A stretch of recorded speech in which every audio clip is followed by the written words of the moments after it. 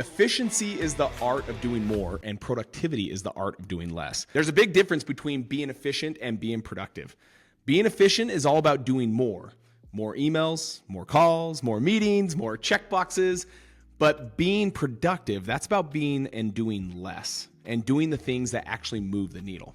So there's a quote from a mentor of mine. His name was Robin Sharma. He's one of my favorite human beings of all time that changed everything for me. And it's simple, but he said this: most people are busy being busy. And it struck me. I don't know why something so simple with so few words struck me so hard, because I was busy. I was busy all the time. I always had from sunup to sundown, I had my whole entire calendar loaded with things, check boxes, things to check off. But here's the thing. I was busy just being busy. And that doesn't mean that you're being productive. I want you to make sure that you're completely separate busy with productive. Those two things are two different things. When I heard that, I felt it, because that was me. I was the guy that was always trying to do it all because I thought that's what real leaders do. And I wanted to be a real leader, right? There was a time in my life where I prided myself on being efficient. Remember, efficient is the art of doing more. Productive is the art of doing less. And so I prided myself on being efficient, meaning doing more. I filled every hour with activity. I handled my own emails. I booked my own flights. I scheduled my own meetings. And if there was something to be done, I felt like I had to do it. I'm the leader. I'm the owner of the business, and no one cares about the business more than I do, so I'll just do it. And at that time, it felt good. That's the crazy part about this whole entire efficient mindset, is it actually feels good. You're getting these dopamine hits saying, oh my gosh, I accomplished so much today. I was busy from every single hour, every single minute of the day. I had something to do, and I did it. I was just spinning my wheels. You guys know what I'm talking about. Where you feel like, yes, you're at the end of the day, when you did real true reflection on the day and how it went, it was like, holy crap, did I really even do anything that mattered? I was doing a lot, but I wasn't actually moving forward, right? When I really looked at it, I realized that most of what I was doing were tasks someone else could easily do, but I was holding on to because I thought staying busy meant staying valuable. And I tied those two together all the time. When I'm busy, I'm valuable. And when I'm not busy, I'm not valuable. Guys, it couldn't be further from the truth. And I remember one turning point. Let me give an example of something just recently happened just this last week, for example. I can tie it into a story that just happened. We were preparing for an event in Knoxville with our top Joe Homebuyer franchise owners. And in the past, I would have been the guy that would have been booking my flight. I would have been the guy that was arranging snacks. I'd go to Walmart, pick it up, bring out all the stuff, organizing every little detail. Not saying I was good at details, but I felt like I had to be involved, be part of it, be busy, do everything to fulfill the details, just to make sure everything went perfect, right? Fast forward, in years of doing this, I didn't do any of that because years ago I let it go. I focused my energy on crafting a message instead, right? What has God called me on this earth to do? Man, I'm really good at moving people, shaking people, inspiring people, selling people on the vision. And so when I have time that I'm going to be speaking and presenting in front of some of my most favorite human beings on this earth, and that is the ones that are invested into the Joe Homebuyer franchise system, they're part of this massive family, and I love them like family. I focused my energy on crafting a message, one that would truly inspire and move our top performers, right? To be able to fulfill their biggest dreams. And that changed everything, guys. When I got on that stage, the message, it landed. People were impacted. They felt seen. That moment reminded me why I do what I do. I do it to lead, guys. I do it to inspire, to help others grow. And none of that would have happened if I was buried in busy work. So let me give you a simple 3-step process. This is something I had to go through, and it's painful. I will tell you, it's a very painful process in the sense of for you to have to let go of things. Sometimes it's so hard for people to let go, but I promise you, it is the framework that if you will work through this framework, it will change everything for you. It's just making sure you take the time to do it. Number 1, I want you to track your time. You can't change what you're not aware of. What does your calendar look like? What is it filled with? What are the activities? Sometimes you go through life and you're like, well, yeah, I did this, I did this, I did this. And then you go look at your calendar and you're like, holy smokes. Well, first and foremost, maybe your calendar didn't reflect all the activities you did. So you're blinded by it's like maybe the big things or the important things were on your calendar. But then the things in between that weren't on your calendar, you don't remember anymore. But if you track it, here's my thing.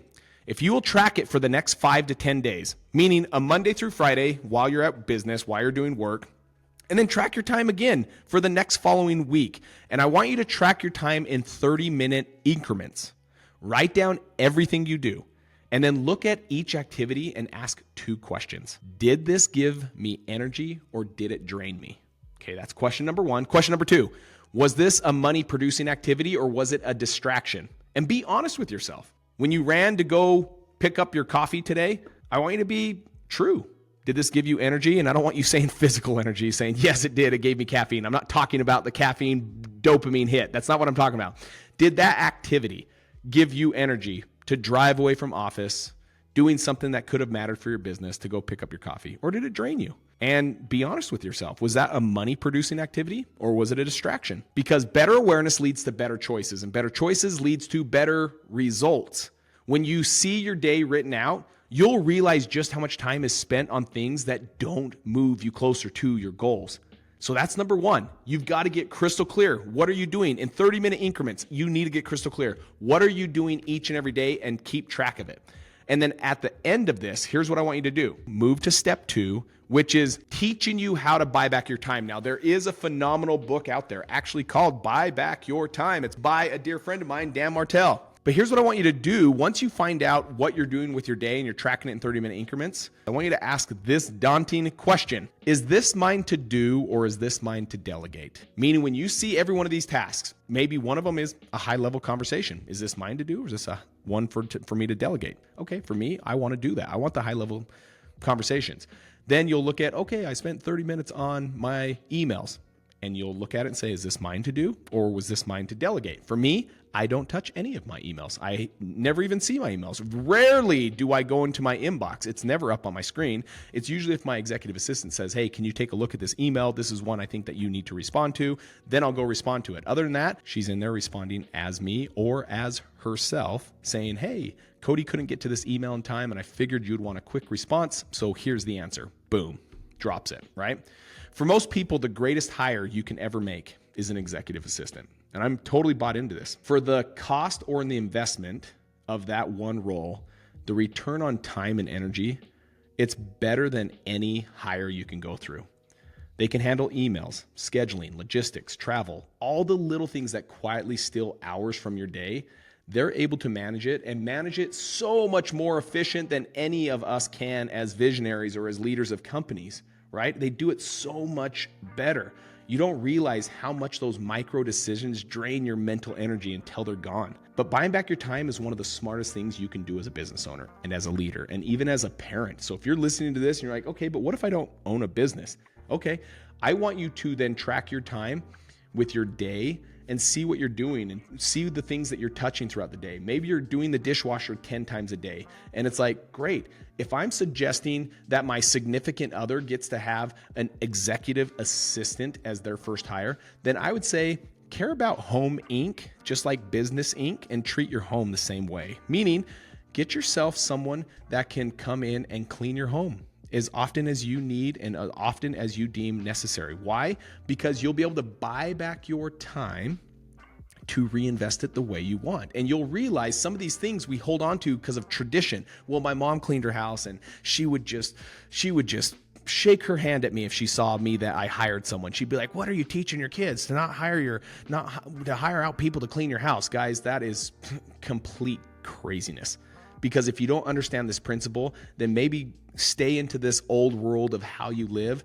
But if you want to hear what you do, this leads us now to step 3. Step 3 is this. It's what you do when you buy back that time. You've got to reinvest that time somewhere. So if it's at work and you no longer have to book your flights, you don't have to do the logistics, the scheduling, the booking of your time, your calendar, your emails, you don't have to do any of these things, and you start buying back all these hours, what are you going to do with it? If you're at home and you're thinking, gosh, if I don't have to clean the house every day, if I don't have to prep some meals X amount of times a week, if I don't have to do some of these things, what will you do with that time? I'm not suggesting then just sit there and do nothing or scroll on Instagram. If that's the case, yes, keep cleaning the house. But what if you could be connecting with your kids at a deeper level because you don't have to clean the house? I would much rather see my kids connect with them at a deeper level than watch me mow a lawn because that's what good parents do. They want to set the example of what they should do when they grow up and mow lawns. You guys, that is so crazy. I'd rather use my time to connect and build a relationship and have something that really matters versus them watching me mow a lawn. That's crazy. This is where the magic happens. Reinvest that time into the things that move the needle, both at home and at your business. That could be high-level conversations, strategic partnerships, casting the vision for your company and for your family, deep, meaningful work that only you can do. So I want you to ask yourself this question.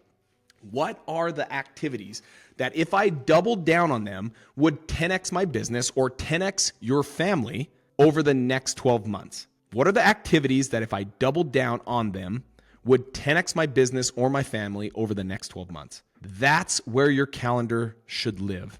When you start protecting that space, the space for creativity, strategy, leadership, you stop being a slave to busyness and you start being the architect of your future. That's powerful, guys. So let me tell you this in closing. You might be doing more than ever, but still feel trapped. You might be checking every box, but wondering why the needle isn't moving. I get it. You guys, I've been there. But I want you to remember this.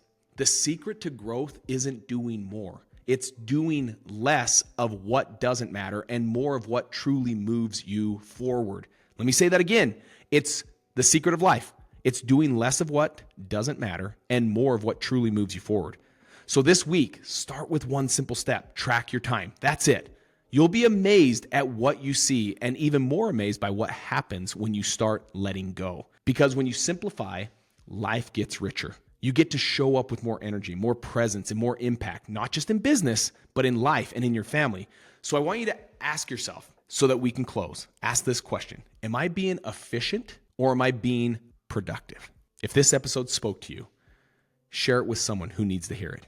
And tag me on Instagram with your biggest takeaway. I love hearing your breakthroughs and seeing you live this out in real time. Until next time, remember, do less, do better, and watch what happens. Love you guys.